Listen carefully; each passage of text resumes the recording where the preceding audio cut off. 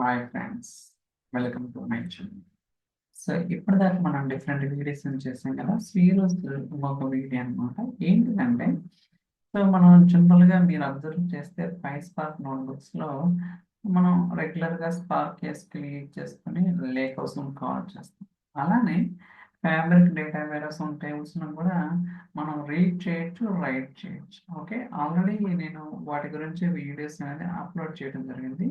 ఇప్పుడు Python notebooks మనకి 3 రకాల నోట్బుక్స్ ఉంటాయి. White spark notebooks, Python notebooks, tsp notebooks. Okay, so ఇప్పుడు పైథాన్ నోట్బుక్స్ అనమాట మనకి.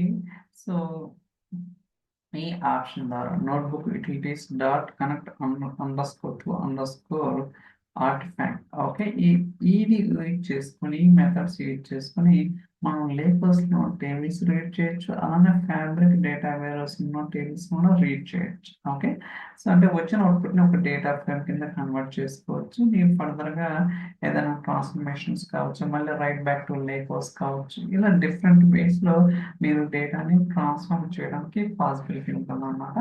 ఇక్కడ మీరు ఏమేమి ప్రొవైడ్ చేయాల్సి ఉంటుంది అంటే, ఒకటి lake house name or ID. Okay, lake house ID కావచ్చు, నేమ్ కావచ్చు.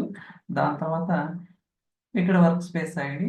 మూడోది ఆర్టిఫాక్ట్ టైప్ అన్నమాట. ఓకే, అది ఆప్షనల్, మనం ఇచ్చిన ఎంపిక ఏం కాదు. సో ఇక్కడ మెయిన్గా ఏంటంటే, so lake house name, work space ID, ఈ రెండు ప్రొవైడ్ చేయాలి. సో దాని తర్వాత సో క్వైరీ, ఇక్కడ మీరు ఏదైతే టేబుల్ కాల్ చేయాలనుకున్నారో ఆ టేబుల్ నేమ్ అని స్పెసిఫై చేయాలి. Self star from dbu dot address. Okay, ఇక్కడ మీరు ఎంటైర్ కాలమ్స్ అని తీసుకోవచ్చు, లేకపోతే ఇండివిజువల్ కాలమ్స్ అని తీసుకోవచ్చు. Okay, let's try to understand. Okay, మీరు ఇక్కడ చూస్తే మనకి అడ్రస్ ఐడి, ఎంప్లాయ్ ఐడి, ఇలా మనకి డేటా మొత్తం వచ్చింది అనమాట. అంటే ఏదైతే లేకోస్ ఇక్కడ మీరు చూస్తే అడ్రస్ టేబుల్ ఉందో ఆ డేటా మొత్తం కూడా మనం సో పైథాన్ నోట్బుక్స్లోకి రీడ్ చేయడం. ఓకే, ఇది ఫ్యాబ్రిక్ డేటా వేర్హౌస్ అన్నమాట. సారీ, ఇది అంటే రెండు టేబుల్స్, అంటే ఇందాక ఏంటి ఒక టేబుల్ మాత్రమే రీడ్ చేసినాం కదా, అలా కాకుండా మల్టిపుల్ టేబుల్స్ తోటి రీడ్ చేయొచ్చు అనే ఉద్దేశంతో కాబట్టి ఇక్కడ so EMP underscore market, CSP input data, ఇలా రెండు టేబుల్స్ ఉన్నాయి కదా, ఈ రెండింటిని జాయిన్ చేస్తున్నాను. ఓకే, జాయిన్ చేసి సో నేనైతే రీడ్ చేస్తున్నాను.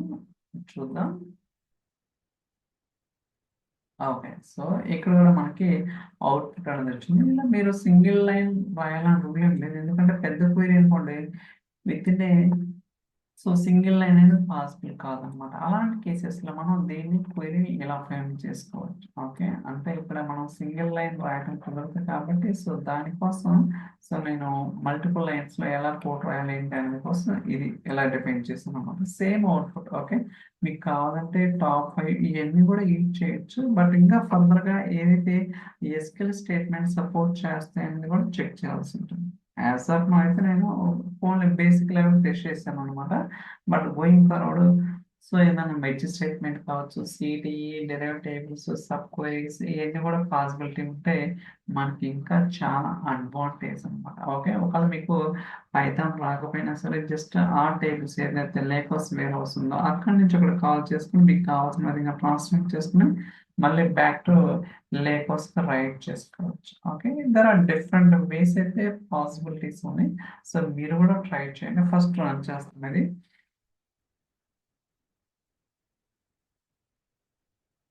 ఓకే, ఇప్పుడు ఫర్ ఎగ్జాంపుల్ ఆర్డర్ బై ఇచ్చేద్దాం. సో నేనైతే ట్రై చేయలేదు, let's try.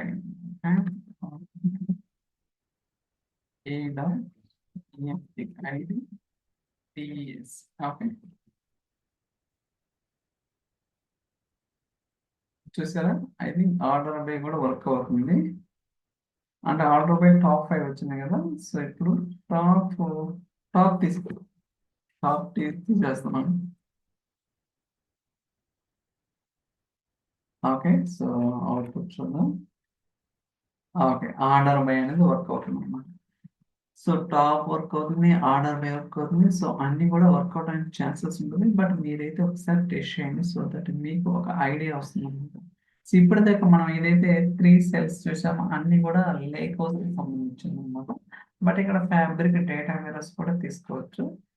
So for example ఇక్కడ చూస్తే సేల్స్ వేర్ హౌస్ అనేది ఫ్యాబ్రిక్ డేటా వేర్ హౌస్ ఇక్కడ ఒక టేబుల్ ఉంది, అలానే కొంత డేటా కూడా ఉంది. సో ఇప్పుడు ఈ టేబుల్ నేను రీడ్ చేస్తాను యూజింగ్ పైథాన్ నోట్బుక్స్. మనందరూ తెలుసు పైస్పార్క్ నోట్బుక్స్ ద్వారా రీడ్ చేయడం రైట్ చేయడం, ఓకే. బట్ ఇక్కడ కూడా పాసిబిలిటీ అవుతుందా లేదా అని చెక్ చేద్దాం. చూడండి employee ID, employee name, salary, okay, that's it అన్నమాట. ఓకే, ఇలా డిఫరెంట్ ఆప్షన్స్ అయితే అన్నమాట. ఇది చాలా చాలా యూస్ఫుల్ అవుతుందని చెప్పొచ్చు అనమాట. సో కోర్స్ మీరు కావాలంటే వేరే ఇది కూడా యూజ్ చేసుకోవచ్చు, బట్ మాకైతే ఇది ఆప్షన్ ఉందన్నమాట. సో ట్రై చేయండి, will get some idea. So thank you so much for watching. Will catch the next video. Bye.